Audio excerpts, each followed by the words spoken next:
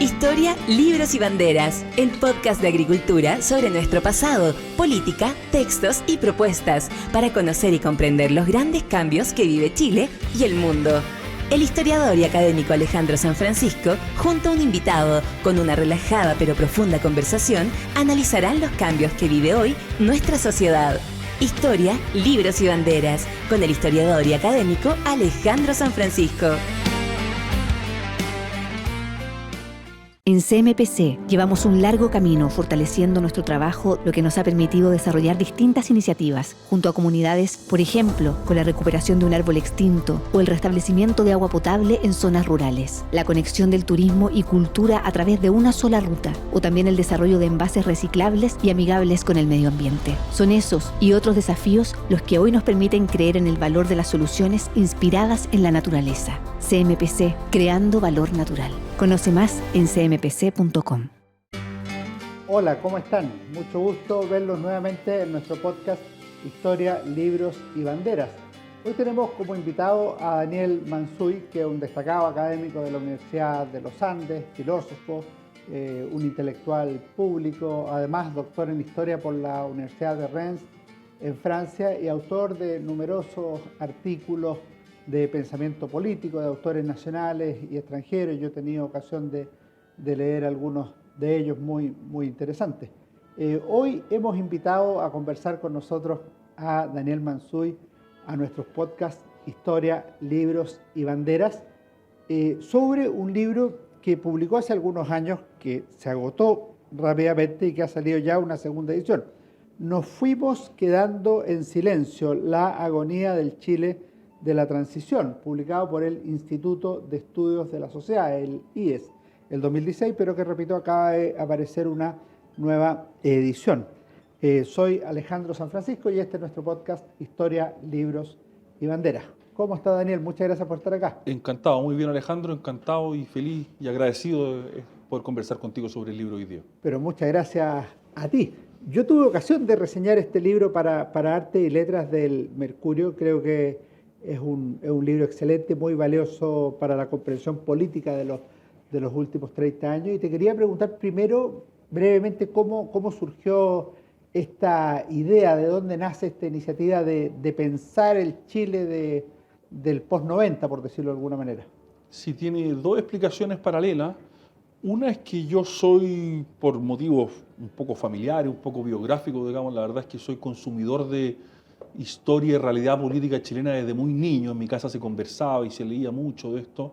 Mi abuelo siempre hablaba de estas cosas, por tanto hay como muchas cosas que tengo en la cabeza porque forman parte de conversaciones, digamos, y de experiencias familiares desde que tengo uso de razón. Eso por un lado.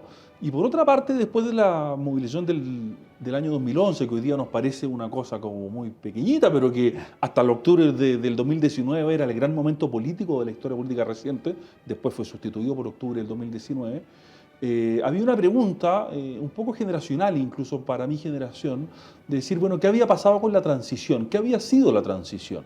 Y el libro busca explorar un poco eso, ¿no? ¿Qué fue la transición y por qué la transición duró lo que duró, por qué se fragilizó y qué motivos podían explicar que el 2011 haya sido puesto en cuestión? Insisto, el libro fue escrito antes del 2019, mucho antes, pero ya el 2011 había señas de que la transición estaba muy agotada y al mismo tiempo había una clase política que se tomaba bastante tiempo en tomar nota y en tomar constancia de que las lógicas de los años 90, en los años 2010 ya no estaban funcionando igual. Perfecto. Hay una cosa que me llama la atención, que tiene un subtítulo muy bonito, muy curioso el texto. La agonía del Chile de la transición. Yo no sé si yo lo quise interpretar así, pero esto tiene dos posibilidades. La agonía como cercanía de la muerte o la agonía como lucha, la transición tratando de sobrevivir o de seguir. ¿Tú lo usas en los dos sentidos? Yo creo que son las dos cosas. O sea, es la generación que lideró la transición se resistió a morir y de hecho, por decirlo así, fue enterrada con la elección de Gabriel Boric como presidente de la República. Ese fue el momento donde ya hay un acta de función, creo yo, y hay un nuevo ciclo que es muy evidente. Y por tanto ellos lucharon porque se negaron a aceptar su muerte durante mucho tiempo. Y por tanto tiene esas dos dimensiones. Y al mismo tiempo a mí me parecía evidente cuando escribí el libro que esa lógica no estaba total y completamente muerta, pero estaba condenada a morir bastante pronto. Eso es lo que pensaba cuando lo escribí, al menos. Y algo de razón había en eso. Tú en la portada de la primera edición aparece Jaime Guzmán y Edgardo Benninger en portada. Tú asignas gran importancia a Jaime Guzmán al comienzo del libro en la definición, por ejemplo, del Estado subsidiario y del Chile del futuro, por decirlo, porque Jaime Guzmán murió en 1991. ¿Por qué le asignas tal relevancia a Jaime Guzmán? Que pensemos en la generación ya no nuestra, sino que en la siguiente. Jaime Guzmán nunca lo vieron vivo, nunca lo vieron en un debate televisado, no lo vieron debatir con Lagos, no lo vieron hacer la Constitución. ¿Por qué es tan relevante Jaime Guzmán? Pero sin embargo sigue jugando un papel simbólico. Cuando se habla de terminar con la Constitución vigente, se habla de terminar con el legado de Jaime Guzmán. Por tanto, Guzmán, pese a que efectivamente fue asesinado hace ya mucho tiempo, sigue jugando un papel. Me parece que Jaime Guzmán, y en esto yo milité en la UDI y por tanto tengo experiencia de esto, aunque el libro fue bien discutido en esto, yo lo discutí con mucha gente que sigue en la UDI, me parece que Guzmán es el gran arquitecto político de la Constitución del 80, lo que no significa que la haya escrito entera, ni mucho menos, pero es el gran conceptualizador, es el gran catalizador, es el gran articulador. Cuando uno lee las actas de la Comisión Ortúzar, por ejemplo, es muy llamativo. Jaime Guzmán es el más joven de esa comisión. Por lejos el más joven, o sea, entra con 27 años, 27 años, desde el 46 entró el 73. Y es impresionante cómo él maneja esas discusiones, ¿no? Él siempre llega con una propuesta, él articula, él junta, es de una habilidad política. Esas actas hay que leerlas por muchos motivos, pero uno de los motivos para que percibir la habilidad de Jaime Guzmán a sus 26, 27 años de una comisión de señores mucho mayores que él, Jaime Guzmán logra hacerlo y ojo, porque trabaja más, ¿eh? Él llega al día siguiente con una propuesta, llega con un papelito amarillo sobre el cual se discute, ¿no? Y por otro lado, él también articula la alianza entre una parte del mundo militar, porque estaba dividido también en ese minuto, pero convence a Pinochet de esto, entre una derecha más bien tradicional y conservadora y los economistas liberales. Y él teje esa alianza, que es una alianza fundamental en el régimen, porque había que enfrentarse a los duros. Esto hoy día se nos olvida mucho, ¿no? Pero la pugna interna del régimen militar entre la gente que quería democracia a la occidental y la gente que no la quería. Y Jaime Guzmán articula ya desde muy temprano, empieza a articular lo que al final va a primar durante el régimen militar, durante la dictadura, que va a ser una salida democrática con economía liberal. A mí me parece que esa es una salida políticamente genial, intelectualmente precaria. Esto no es una crítica a Jaime Guzmán, porque en mi lectura Jaime Guzmán es un político y no un intelectual, y por tanto no hay que medirlo como si él hubiera estado escribiendo una teoría de la justicia, ¿no?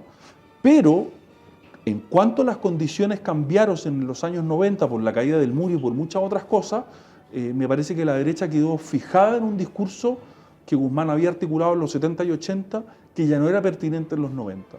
Esto no es culpa de Guzmán. Por cuestiones internacionales. Por cuestiones internacionales y nacionales, digamos. Sí. Esto no es culpa de Guzmán. Mi intuición es que Guzmán habría vuelto a cambiar de opinión, como cambió muchas veces, porque un hombre muy pragmático, tenía 2 o 3 convicciones muy, muy profundas, pero fuera de eso se movía con mucha libertad. Y uno de los problemas de la transición, no el único por supuesto, pero uno de los problemas de la transición es que la derecha nunca entendió eso, por formularlo así. Todos los mecanismos contramayoritarios de la Constitución estaban pensados contra el marxismo, no contra Ricardo Lagos Escobar, presidente de Chile, ¿no? Sí. O contra Patricio Elwin. ¿No? Guzmán los piensa contra los tanques cubanos, los tanques soviéticos, ¿no? Esa es la estructura. Ricardo Lagos era un socialdemócrata. Esos mecanismos ya no tenían pertinencia con Ricardo Lagos, ¿no? Ni con Eduardo Frei, por decir algo, ¿no? Perfecto. Y en el caso de Edgardo Benninger, tú también lo vinculas a...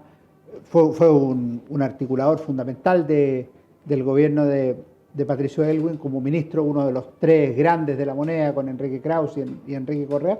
Pero tú dices que él con Patricio Elwin logran hacer una salida moderada, una transición moderada, ponderada y además gradual. ¿Cuál es la importancia de una figura como Benninger?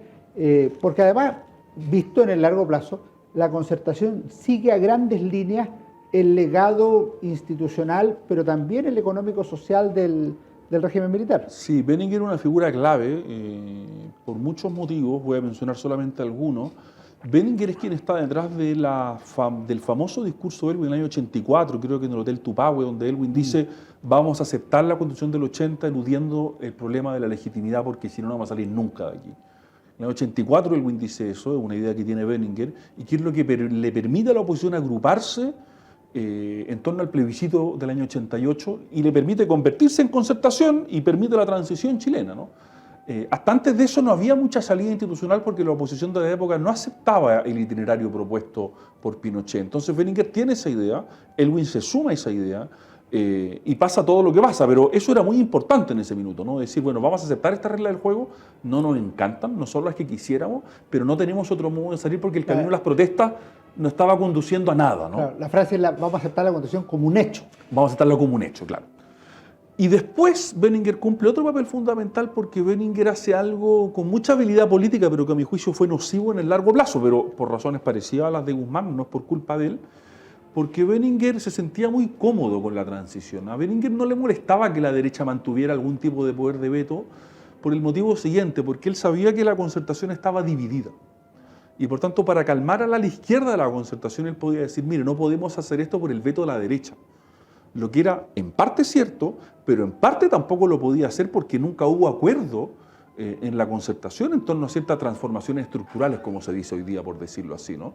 Entonces, la Concertación ocultó sus diferencias, algunas de ellas profundas.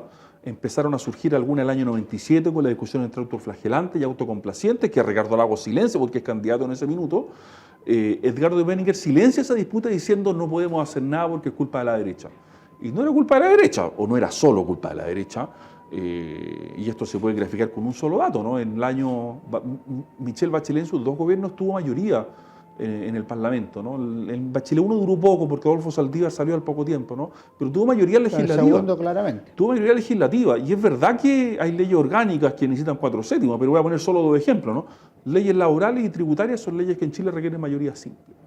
Y por tanto ahí la centro-izquierda, la Concertación o nueva mayoría podría haber hecho lo que hubiera querido.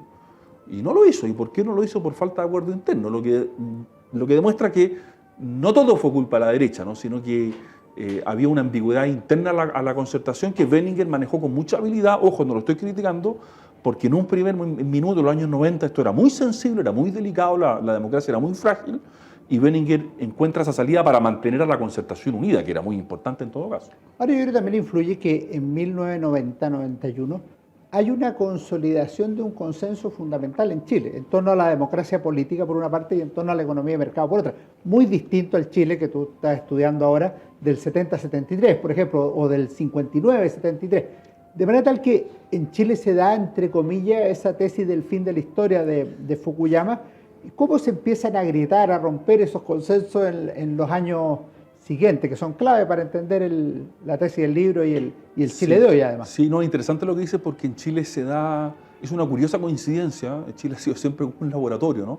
Se cae el muro de Berlín, es el fin de la historia y la transición chilena al mismo tiempo. Y es muy singular esa coincidencia, y efectivamente hay que tomarla en cuenta. Y si uno mira las votaciones de Patricio Aylwin, de Eduardo Frei Ruiz-Tagle en el 93, la cantidad de parlamentarios que tenía la democracia cristiana en ese minuto, o sea, había una mayoría de los chilenos que quería esa salida, ¿no? Y hoy día la vemos como algo hipócrita, como algo forzado, y la verdad es que si uno va a mirar las votaciones de esa época, no, pues porque si no hubiera sido así, creo que fue el cura Pizarro el candidato de la izquierda dura el año 93, 93, ¿no? sí. Habría sacado 18% de los votos, ¿no? Sí. Y no fue así. Eduardo Frei Ruiz-Tagle salió electo con 58, si no me falla, en primera vuelta. O sea, con 6 candidatos. Era un mundo distinto, ¿no? ¿Cómo se empieza a agrietar eso? Bueno, a partir del año 97 ya surge esta discusión, a partir de un informe del PNUD y de la abstención y voto nulo que hubo en la elección parlamentaria de fines del año 97, se empieza a gestar una discusión muy larvada entre autoflagelantes y autocomplacientes al interior de la Concertación. Que, ojo, no es PS, PPD contra DC porque es bien transversal, como que cubre todos los partidos o atraviesa todos los partidos.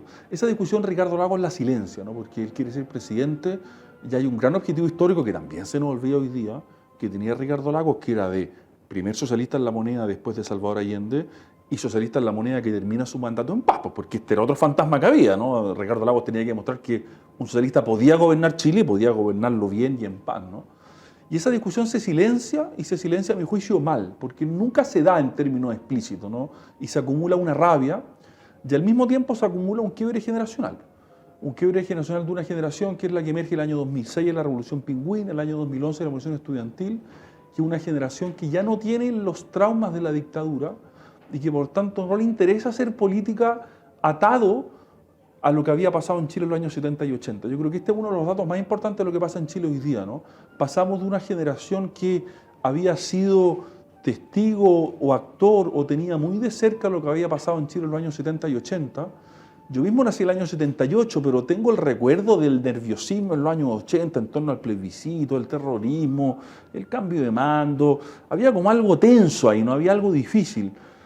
Cuando uno habla con la gente que nació posterior a la mía, ¿no? Que nació después del 85, ¿no? Que es el año que nace el presidente Boric, ¿no? Es una generación que ya no tiene esa experiencia, no tiene la experiencia de que la democracia es frágil, ¿no? Y esto no es culpa de ninguna generación, cada cual nace cuando nace. Un dato histórico. Es un dato histórico.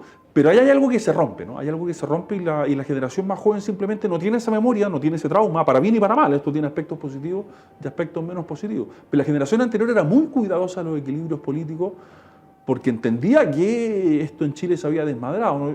Yo siempre he sentido que Patricio Aylwin tenía... Parte de su grandeza histórica se debe a que él se sentía responsable, en parte, no era el único ni el principal, por supuesto, pero generacionalmente responsable de lo que había pasado en septiembre del 73. Él había liderado la última conversación con Allende a fines de agosto, si mal no recuerdo, del año 73, y para él era muy importante mostrar que su generación podía tratar de sanar esta herida y devolverle la democracia a Chile, ¿no? Eso en la generación siguiente se pierde, por motivos biográficos, insisto, no hay ninguna responsabilidad personal aquí, ¿no? Efectivamente. En el tema de Aylwin, además, es clave porque tanto Aylwin como Benninger son de los que apoyan, entre comillas, o justifican o explican el 11 de septiembre del 73. Entonces tenían más resistencia dentro de la izquierda. Yo no sé, hay un segundo punto que yo creo que es relevante, que a lo mejor podrías considerar, que la derecha en Chile es muy grande el año 90. O sea, no es una derecha minúscula. Si tú miras los observadores internacionales, yo tuve ocasión de hablar con uno que fue mi director de tesis en Inglaterra, Alan Engel. Yo le pregunté qué es lo que más le impresionó en el plebiscito del 88. Me dijo el apoyo a Pinochet. 44. O sea, nosotros pensábamos que Pinochet era un marginal que se mantenía por la fuerza en el poder y resulta que saca 44%. Y la derecha, salvo en la elección de convencionales, en todas ha obtenido en torno al 36, 40, hasta 48% en las de diputados. Entonces es una derecha fuerte en América Latina. Sí, no, sin duda. Y eso conecta con lo que decía antes de Benninger, ¿no? Lo que hacen Benninger y Aylwin en el 84 es tomar conciencia de que el apoyo al régimen era más robusto de lo que ellos podían creer, que el camino de las protestas era inconducente porque el régimen tenía una solidez, no era mayoritario probablemente, y de hecho el 88 no lo fue, pero no era algo que no tuviera algún soporte social, ¿no? Y era transversal. Y era transversal. O sea, sectores populares, sectores medios. Y Benninger toma conciencia de ese dato y por eso que eligen el camino institucional con todos los problemas y dificultades que tiene para su mundo, ¿no? Pero el camino de las protestas, que era el camino de la gente como Gabriel Valdés y de la izquierda, digamos, del Partido Socialista, era un camino que era inconducente justamente porque Benninger lee en ese minuto y Aylwin leen que el régimen tiene cierto soporte social, ¿no? Que es lo que se pone en el plebiscito. Es minoritario, sí, pero en fin, un 44%, una fracción muy significativa de un país, ¿no? No es desechable. Después tú le dedicas un capítulo especial a la figura de Fernando Atria y a su pensamiento político y lo titulas explícitamente El retorno de la historia. O sea, como la idea del fin de la historia, el retorno de la historia. Fernando Atria pasa a ser no solo relevante intelectualmente, sino que en materia política y también constituyente. ¿Qué valor tiene la figura de Fernando Atria en el contexto de tu obra? Vaya, una figura muy curiosa, una personalidad difícil, no le gusta mucho discutir, no le simpatizó mucho lo que yo escribí aquí ni lo que han escrito otros. Yo lo respeto intelectualmente, pese a que, insisto, es muy difícil discutir con él porque a mi juicio no se toma muy en serio las críticas que uno hace de buena fe, digamos, esa crítica está hecha del respeto intelectual, digamos, una profunda diferencia, pero me parece que en su obra hay cosas interesantes. Decidió transformarse en político. Yo siempre he tenido dudas de ese salto porque uno no puede jugar, digamos, todos los partidos, digamos, uno tiene una vida nomás, pero sí es una figura muy articuladora de cierta manera de mirar el mundo, manera de mirar la política y la transición. Y Jackson prologa un libro Atria y el prólogo se llama Con Atria en la mochila, Con ¿no? Atria en la mochila. Y por eso Fernando Atria ocupa un lugar importante en lo que ha pasado en Chile a partir del año 2011 porque articula una mirada, ¿no? Una mirada, a mi juicio, muy equivocada porque es una mirada muy progresista, digo progresista en sentido filosófico, ¿no?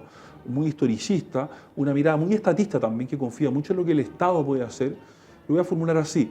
una filosofía de la historia que confía mucho en que ciertos cambios institucionales producen automáticamente cambios en las relaciones humanas, ¿no? Y por tanto el mercado es indicado como el lugar del egoísmo humano, como aquella institución intrínsecamente egoísta, y el Estado sería la solución a eso, ¿no? Yo tengo muchas dudas con una idea así, no porque el mercado me parezca perfecto, pero porque creo que el Estado también tiene muchas dificultades. Me creo que el problema está como mal formulado, ¿no? Pero mucha parte del estatismo que tiene la nueva izquierda viene de la cabeza de Fernando Atria. Eso hay que reconocérselo como un mérito ideológico, por llamarlo así. Estamos hablando con Daniel Mansuy sobre su libro Nos fuimos quedando en silencio, la agonía del Chile de la transición. Daniel, tú haces algunas críticas a la derecha, me gustaría concentrarme en dos. Una es su economicismo y la segunda, la palabra es mía, su desprecio por la política, por la actividad política práctica. ¿Cómo ves esos temas? Sí, la derecha en los años 90 fue muy, insisto, te lo dije antes, milité en la UDI, por tanto esto lo digo en primera persona, ya no milito en la UDI, pero no reniego de cuando milité, hice muchos amigos, digamos, y aprendí muchas cosas ahí dentro, pero era una derecha muy centrada en la política pública. Un diputado me dijo el año de la UDI, me dijo el año 96 de haber sido, lo único importante es Hacienda, lo que significa que él como diputado, lo único que miraba era el Ministerio de Hacienda para ver qué estaba pasando ahí, lo que es muy importante sin duda, ¿no? Muy decidor la frase. Muy decidora la frase, no me acuerdo el lugar, te podría ser hasta, creo que fue mayo del año 96, en la casa de alguien en Viña del Mar, en fin, da lo mismo. Hoy día sabemos que los problemas en Chile son culturales, son económicos también, por supuesto, pero las derrotas culturales que ha sufrido la derecha en las últimas décadas son gigantescas, son brutales, ¿no? Entonces yo creo que hubo una ingenuidad ahí que se debe en parte a lo que conversábamos antes, ¿no? Este diputado me lo decía bajo la ilusión del fin de la historia, se acabaron las grandes discusiones ideológicas, ¿no? Yo nunca creí en esa tesis, siempre me pareció muy audaz, digamos, y la izquierda de hecho no se la creyó, hizo un trabajo cultural, digamos, en el que le fue bien y fue relativamente exitoso. Yo creo que el economicismo de la derecha en los años 90 por lo menos fue un dato, y un dato que le hizo mucho daño al sector, ¿no? Y tú sabes de esto tanto mucho más que yo, si tú vas a cualquier librería y mira los estantes de libros, digamos, y bueno, ¿y quién produce masa crítica intelectualmente hablando en términos de cantidad al menos? Después podremos discutir si es que eso se refleja también en calidad, pero la izquierda lo hace mucho más que la derecha, digamos, y los que nos dedicamos a esto es una cosa de constante frustración, ¿no? Y la segunda parte de la pregunta el desprecio por la política. O sea, bueno, por lo mismo, sí, porque el tema es la economía, entonces sí, la política... pero mira, eso tiene un síntoma tan claro como la persona de Sebastián Piñera, que fue el político que a la derecha llevó 2 veces a la moneda y que tuvo el talento de ganar 2 elecciones presidenciales con más de la mitad de los votos, que lo que para la derecha en la historia no es para nada poco, sin duda, pero uno siempre tuvo la sensación de que a Sebastián Piñera no le gustaba la política. Y cuando digo por política, digo hasta lo más prosaico, significa ir a convencer a esa pequeña bancada de diputados, conversar, tomar un café, hacerlos sentir que son parte, generar un colectivo. Piñera estuvo 8 años en el gobierno, 4 y 4, y no estoy seguro de que las alianzas de derecha hayan salido fortalecidas de esos gobiernos, ¿no? Porque no había una conducción auténticamente política que le diera unidad a lo que él estaba haciendo. Entonces la derecha también tiene un problema, gobernó 2 veces y las 2 veces terminó muy mal. De hecho, piensa tú, ahora sabemos que habían muchas otras cosas, ¿no? Hoy día yo creo que esto se puede decir así, pero Sebastián Piñera volvió y quiso volver porque quedó con un mal sabor de su primer gobierno. Ese era uno de los motivos por los cuales quería volver. No salió con un mejor sabor del segundo que del primero. Ahora sabemos, en todo caso, y aquí yo he sido muy crítico de Sebastián Piñera y mantengo muchas críticas, pero claro, tuvimos quizás mucha tendencia a responsabilizar de muchas cosas al presidente Piñera, y sabemos que hay muchas cosas que eran muy estructurales y que no tienen que ver con el nombre del presidente de Chile, ¿no? Sino que son de otro tenor. Y siguen estando. Y siguen estando, y van a seguir estando por mucho tiempo. Hay una reflexión que me pareció particularmente interesante sobre las desigualdades injustas, y ahí tu beta de filósofo te lleva a Aristóteles y a ver el peligro que hay para la discordia o la división social cuando hay desigualdades injustas. Y me lleva a pensar, ¿cuáles son las desigualdades o dónde la desigualdad pasa a ser justa? O sea, ¿cuál es el nivel tolerable de riqueza, por ejemplo, de una persona en una sociedad? Esa cuestión es mucho más difícil, porque todos podemos suscribir ya, las desigualdades injustas son malas, lo firmo. Ya, pues, ¿cuál es la riqueza máxima de una persona? ¿100 millones de dólares? ¿120 millones de dólares? El que pasa de eso, le expropiamos toda la diferencia. ¿Cómo se puede articular una una solución a ese problema. No, no hay una receta y efectivamente un problema y sobre todo un régimen capitalista que funciona, y hasta que estoy simplemente describiendo, que funciona con una acumulación de capital y por tanto hay unos capitalistas que naturalmente acumulan ese capital, pero ojo, no lo tienen en la cuenta corriente, ¿no? Cuando la gente dice No. tal señor tiene 2.000 millones, bueno, sí tiene 2.000 millones, pero no es que tenga en la cuenta corriente esa plata, sino que es la plata que está haciendo funcionar toda la economía. Mi punto sería el siguiente, y está formulado, y creo que es una buena manera de formularlo, ¿no? La sociedad requiere cierta cohesión social para funcionar de modo medianamente sano. Cuando la cohesión se pierde, empiezan a surgir muchas patologías de muy distinto tipo. No hay una receta para esto, hay países más iguales, hay países más desiguales, pero yo siempre lo grafico así, en la manera en que hemos construido las ciudades, ¿no? Yo crecí en una viña del mar donde cerca de mi casa había una plaza en torno a la cual habían 2 colegios particulares, 3 subvencionados y 4 municipales. Y en esa plaza, cuando yo era niño, nos encontrábamos todos. Se juntaban todos. Había desigualdades, por supuesto que había desigualdades, pero era una ciudad que permitía ese encuentro y por tanto permitía grados de cohesión social. Por favor, no quiero llevar experiencia personal al plano de la sociología, pero son cosas que creo que reflejan cosas, ¿no? Eso hoy día en Viña, por ejemplo, ya no existe, porque la ciudad se segregó completamente, ¿no? Entonces, tenemos un problema que además, con lo que pasó a partir de octubre de 2019, se ha ido agravando, esto no se ha solucionado, el estallido social lo agravó, no lo resolvió, porque el centro de Santiago hoy día, que era uno de esos escasos lugares de encuentro, ha dejado de serlo. Ese es el tipo de lugares e instancias que yo creo que la modernización chilena diluyó y quizás no había otra solución, pero lo que no tuvimos en mente fue decir, bueno, ¿cómo reemplazamos esas instancias de cohesión, ¿no? Esto que decía yo de Viña, es imposible lograrlo en una ciudad de 5 millones, 7 millones de habitantes, no sé cuánto tiene Santiago hoy día, pero son varios millones. En todo caso es muy difícil, ¿no? Pero son el tipo de problemas que a mi juicio han dejado de estar presentes en la discusión. Yo lamenté mucho el estallido social por muchos motivos, pero uno de los motivos que más lamento es cómo se destruyeron los centros de la ciudad. El centro de Valparaíso, que era otro lugar de encuentro, con todas las dificultades que tiene, pero quedó completamente arrasado, ¿no? Hoy día aparece el Líbano, el centro de Valparaíso, Bagdad, no sé, una cosa, digamos, ya los negocios, ya no hay negocio, está todo cerrado, digamos, todo rayado. Y en Santiago pasa lo mismo. Entonces, en la medida en que vayamos perdiendo lugares de encuentro, perdemos instancias de cohesión social. Y para responder la pregunta, o para intentar responderle directamente, no hay una receta, hay sociedades que toleran distintos niveles de desigualdad, pero yo diría que cuando la desigualdad es percibida como injusta, también tiene un problema, ¿no? Y eso es muy importante, ¿no? ¿Qué tipo de legitimación tiene la desigualdad social? ¿Cómo se entiende? ¿Cómo se explica? Christopher Lach tiene un libro muy interesante sobre eso, se llama La revuelta de las élites, ¿no? Que es como las élites, esto lo escribe Lach a principios de los años 90, creo, cómo las élites se van separando de la sociedad y cuando se separan se sienten menos en deuda con la sociedad, ¿no? Sandel trabaja esto también, ¿no? El discurso meritocrático es un discurso que rompe con la cohesión social porque el privilegiado siente que se merece el privilegio. Ahí se rompe un vínculo moral, ¿no? Porque si yo me lo merezco, no te debo nada. No tengo deuda. No te debo nada. Y cuando no te debo nada, me separo, ¿no?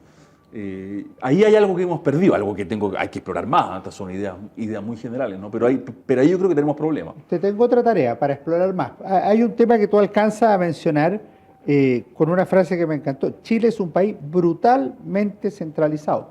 Eso solo lo percibe un provinciano. Tú eres de Viña, yo soy de Serena. Y la verdad es que los que percibimos que Chile es centralizado somos los que somos de afuera. En Santiago todos suponen que todos son de Santiago y todo se hace acá. Y yo creo que ahí hay un tema grande y por lo menos creo que es una de las peores dimensiones del desarrollo nacional, el centralismo, un centralismo que es creciente. Además, tú hablaste de 7 millones de habitantes de Santiago, es más del 40%.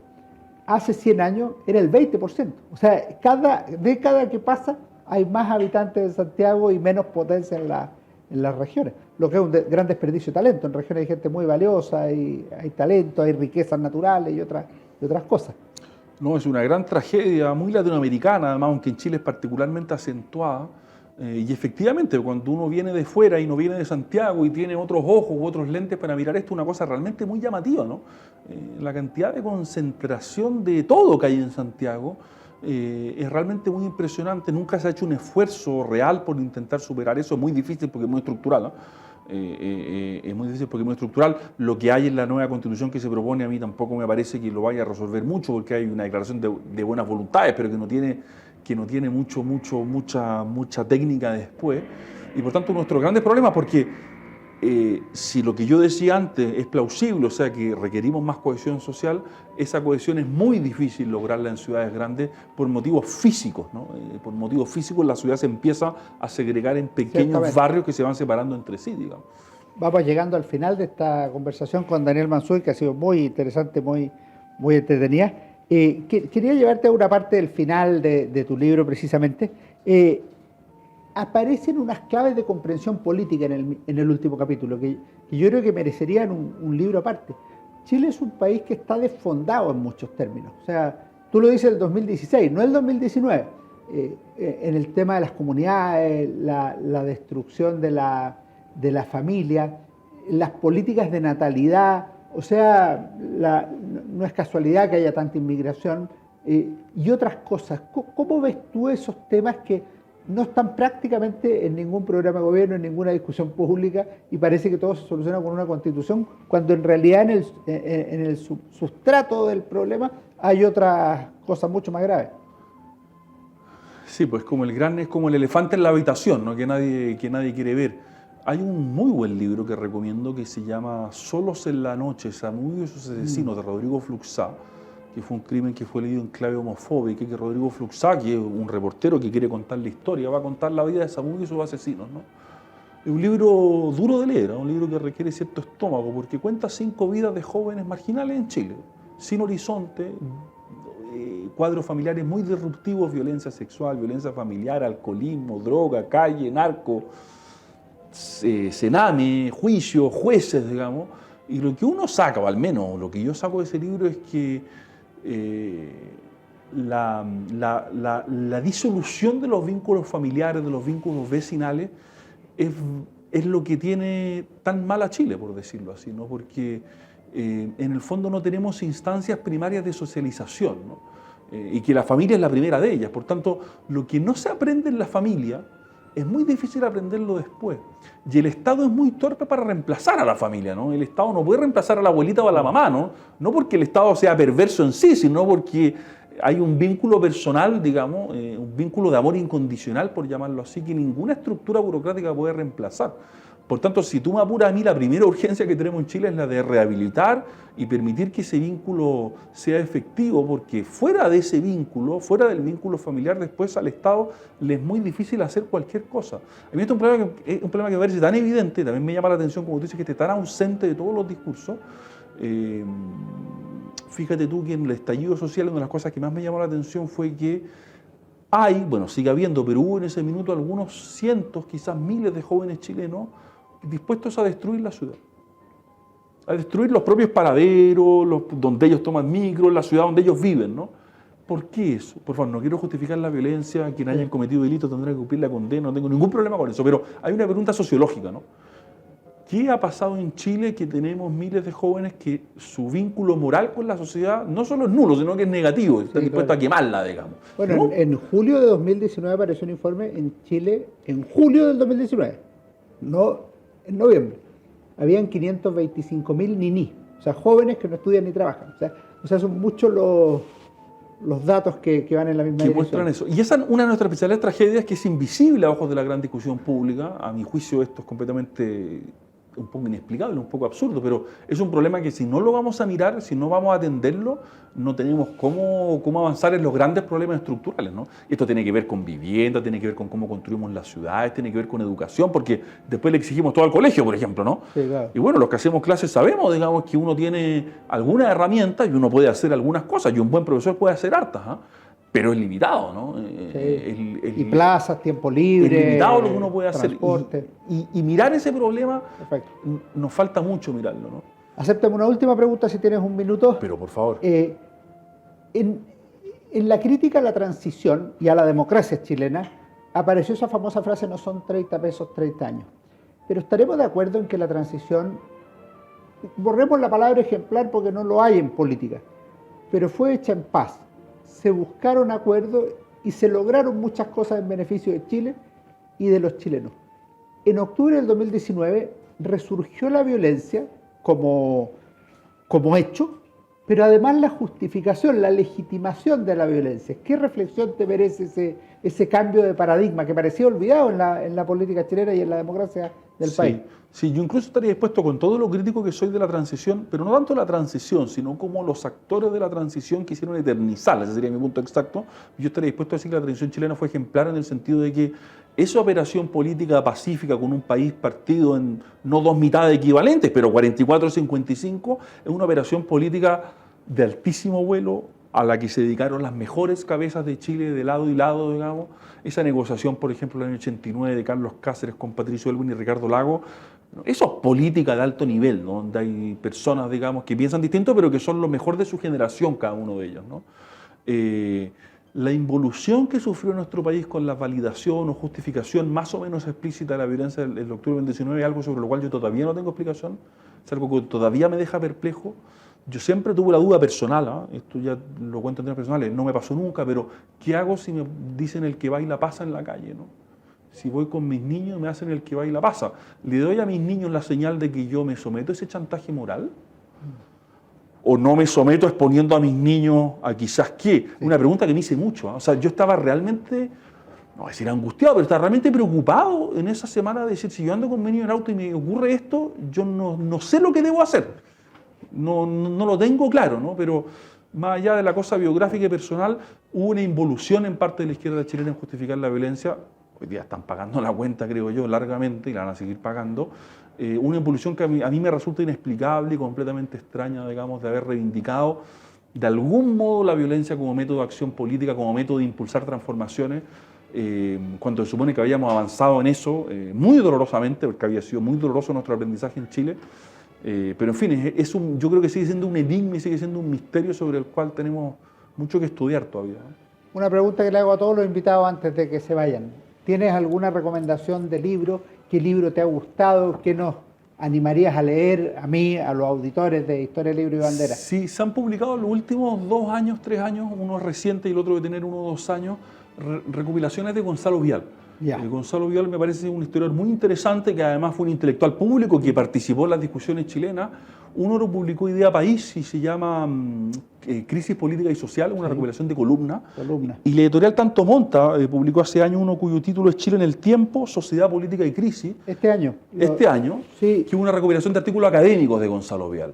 Que lo editó José Manuel Castro. Lo editó José Manuel Castro. Así que esos 2 libros de Gonzalo Vial yo creo que vienen muy bien, porque además Gonzalo Vial, por muy decirlo así, fue muy premonitorio. Escribía a principios los 2000 cosas que uno las lee hoy día y dice, vaya, este hombre tenía como una bola de cristal, ¿no? El primero tiene un prólogo de Daniel, él muy humilde nos lo dijo, pero muy buenos los dos textos, muy valiosos. Muy... Así que esos 2 libros yo creo que vale la pena leerlos. Excelente recomendación. Sí. Lamentablemente yo te voy a regalar un libro que no está a la altura de Gonzalo Vial, pero es mío, Juventud, Rebeldía y Revolución, la FEUC, el reformismo y la toma de la Universidad Católica de Chile. Pensé harto que regalarte, pero se cumplen 55 años de la toma de la Católica el 11 de agosto de este año.